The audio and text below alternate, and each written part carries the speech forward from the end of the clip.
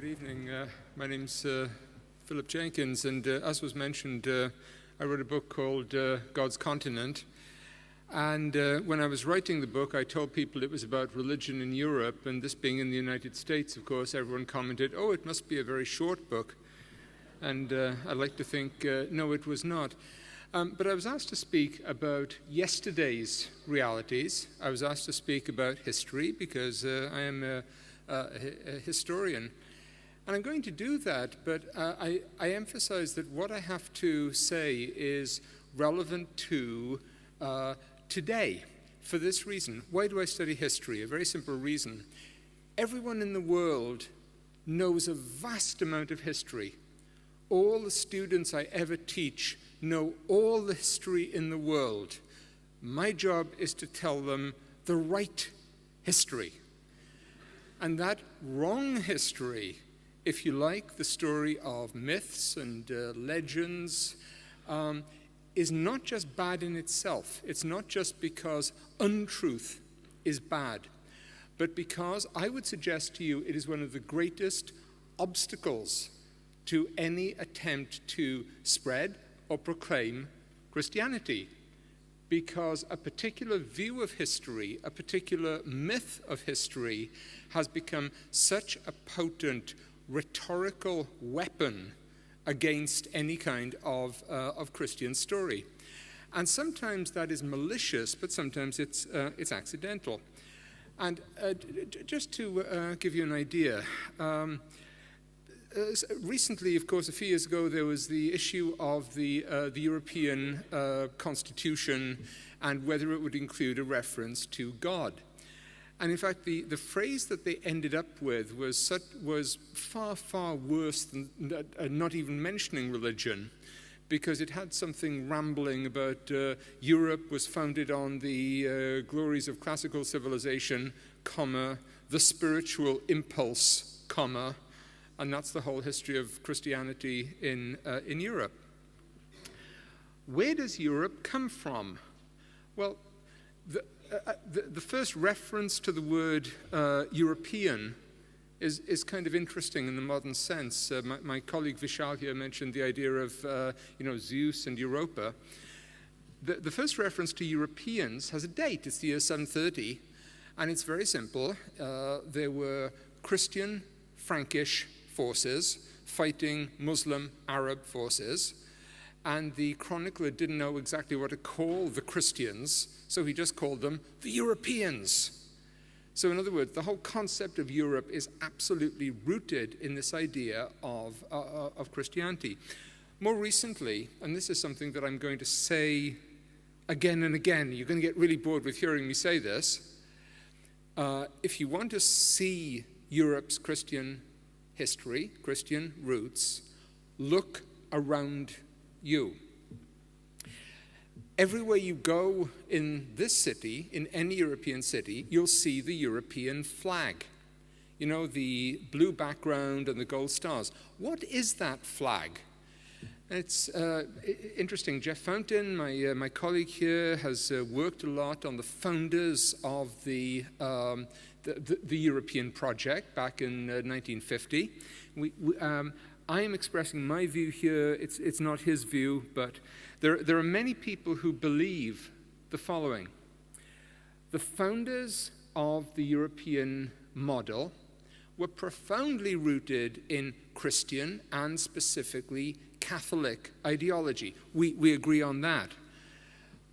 But what they did then was they created a perfect European Christian flag, which was the traditional image of the Virgin Mary on the blue background surrounded by the crown of stars, and of course took out the Virgin Mary, because anyone in that year, 1950, which was a holy year, this great age of devotion to the Virgin, knew what it meant. So whenever you look at the European flag, and if you can go 5 minutes around here without seeing it, congratulations, think of two things. What that flag is a symbol of the Christian intent of that European Union, but also with the Christianity taken out. And that's quite a strong kind of symbol of Europe as it actually developed. My colleague Vishal also referred to films on a number of occasions. I also do this a great deal. I belong to the school of thought that believe that real life is an artificial support for those of you without the nerve to face the cinema. And not long ago, there was a film, a children's film, called The Book of Kells. If some of you may have seen this. It was very interesting. It was an absolutely beautiful film revolving around the ancient Irish Celtic manuscript, the Book of Kells. And, you know, don't get me wrong. I'm not attaching great significance to this as a work of art. This is not Lawrence of Arabia. But if you watch the Book of Kells, it was fascinating. It was about these, what shall I call them?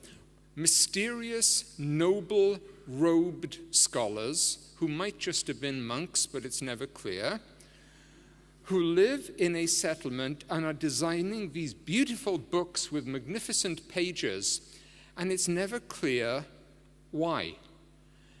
And it's never clear what the ideology is that they are representing. And in fact, the whole plot of this story revolves around making the ultimate sacred part of this manuscript, a manuscript so powerful that when it is opened, a mysterious light flashes out and destroys evildoers. And the key pages, and they speak this name in reverence, it is the Chi Rho page. Now, for those of you who know this, Chi Rho are, of course, the first two letters of the name Christ. But that connection is never drawn. So what you have here is a popular work about an entirely Christian manuscript created by an entirely Christian community. It is one of the greatest treasures of Christian Europe.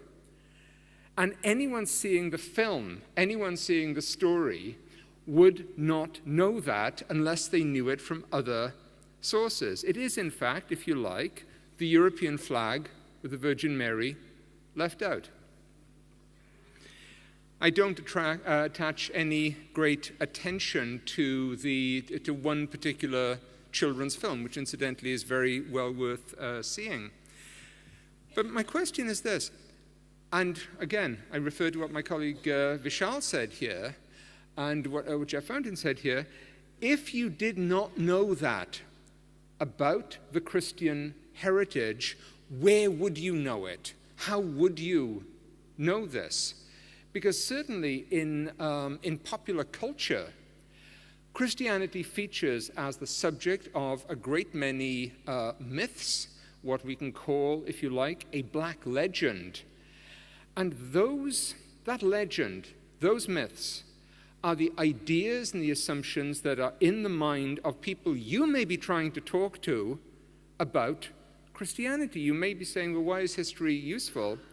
You may not care enormously about history, but the people you are talking to often have a whole historical, mythological system in their brains, and the problem is it isn't correct.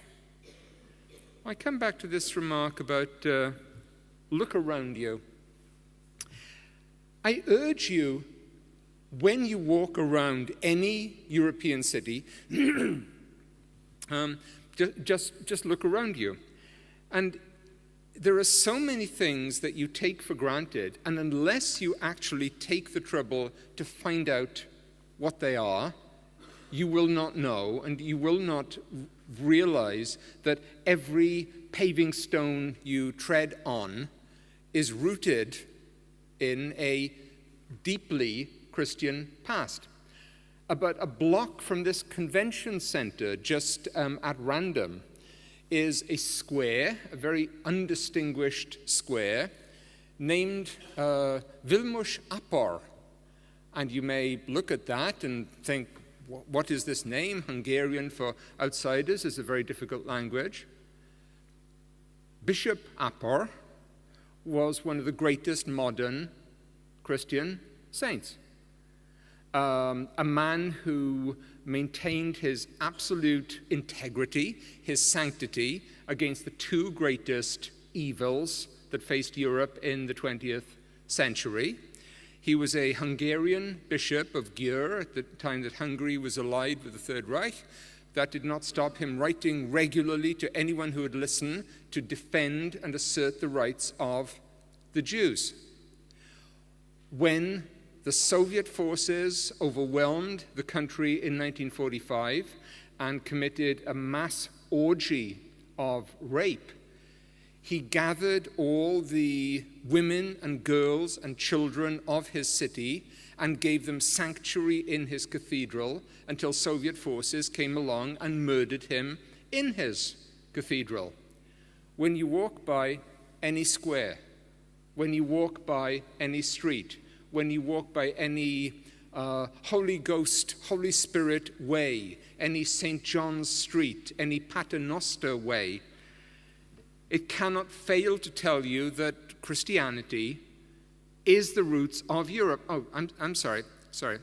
A spiritual impulse is the roots of Europe. Please excuse me.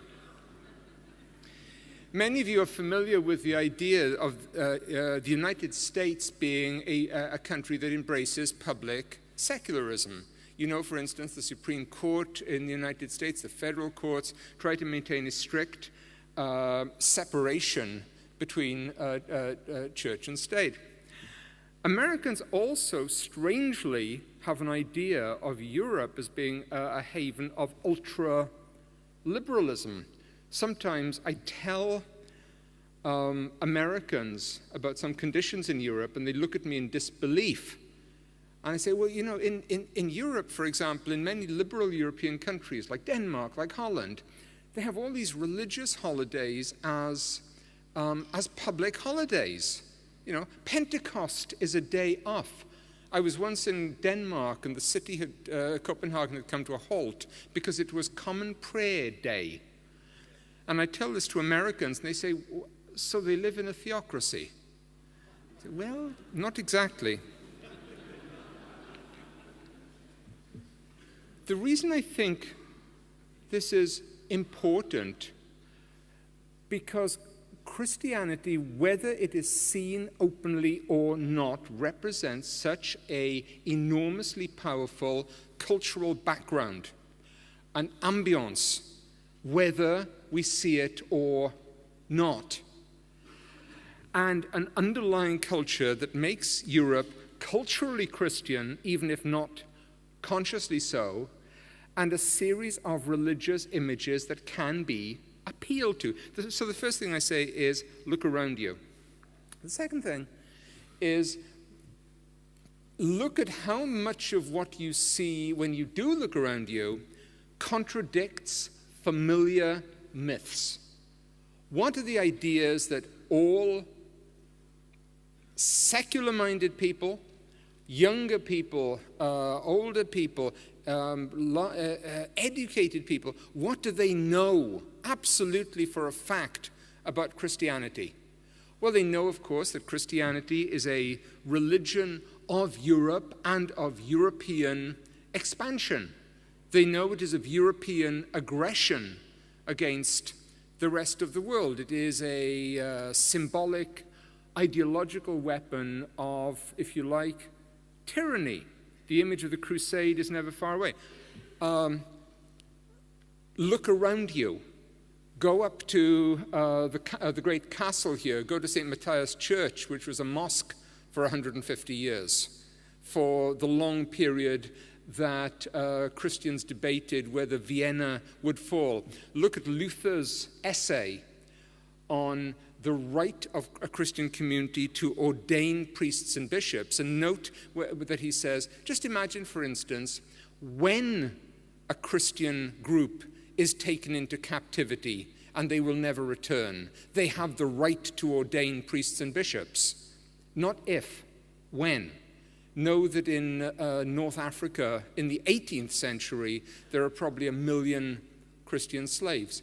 Please understand, I am not trying to assert the power of Christianity in history by creating Islam as a, if you like, a deadly enemy, but I am saying that Christianity was not for most of its history, the religion of expansion, of aggression, of empire in any sense.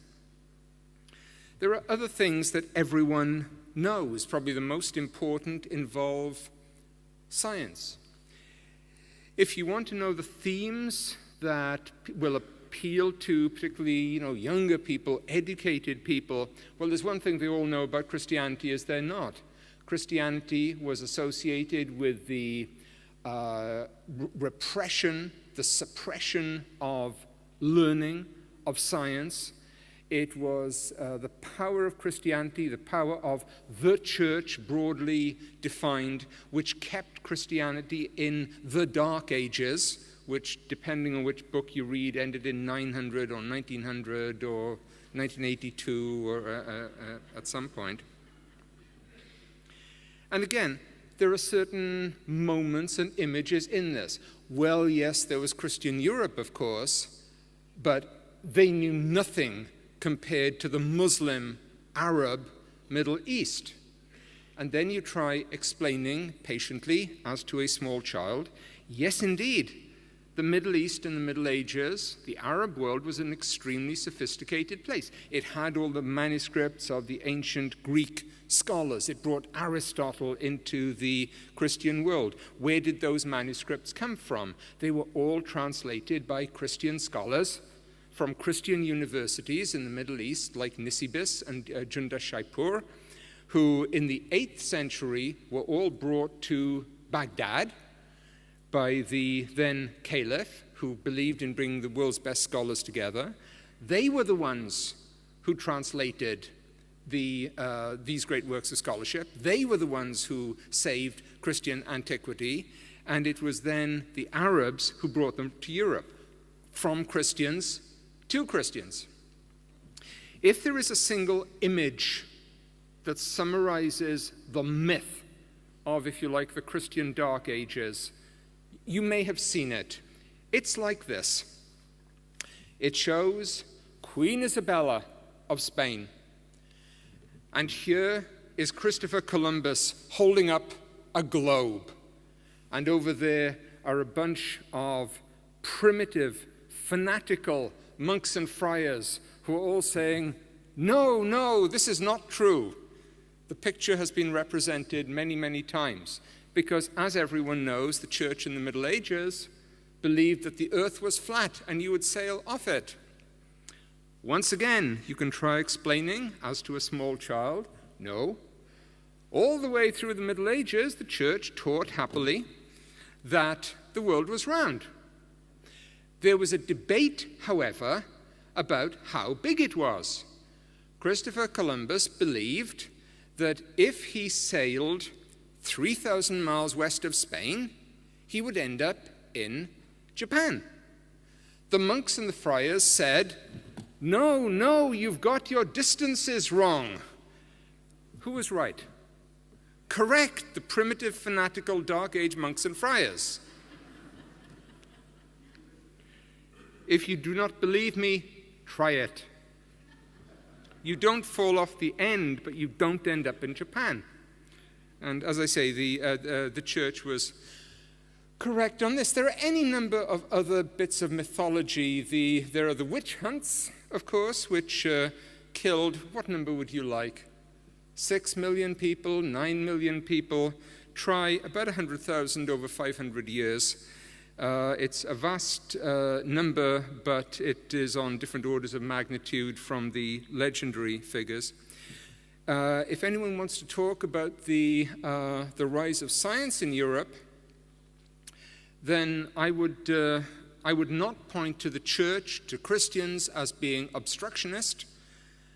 Instead, I would talk about science being a Christian project which continues through much of its development, remarkably late being a Christian project. I refer to an idea which always fills me with awe, which is this. In the 1690s, the great British naturalist John Ray wrote a book with the title, The Works of God made manifest in his creation. And that is one of the most powerful Christian, in this case specifically Protestant, contributions to the knowledge of the world. The idea that when you investigated flowers or gravity or planets or geology, you were investigating the myriad treasures that God had left there for his followers to discover. It's that impulse, that spiritual impulse, that drives clergy like the great British geologist William Buckland, who basically creates the geological world of the 19th century. Or my favorite, Charles Babbage, the man who invents really the modern-day computer in the 19th century, and writes a staggeringly ingenious text, mathematically based on why miracles are not only feasible but essential to the creation, an apologetic argument which still defies belief. And you say, this was by Charles Babbage, but wasn't he like a great scientist? How can he have been a Christian? This is not possible. What I am suggesting is that it is very important to know so many of these arguments. I mean, since our theme tonight is Europe, I won't go into the lengthy issue of bogus gospels and how the Roman Empire just tells the church which gospels to read, and the Da Vinci Code mythology and so on. But people believe many things which simply are not true, and it is so important to understand them in order to challenge them. But as I say, there is also a strictly practical agenda here, if you want to call it an evangelistic agenda, because it tells where people are coming from. It tells you what ideas that people have in their minds that you can speak to. In all those surveys about religion, there are all these people who say they do not believe in God as defined by the churches, but they believe in something.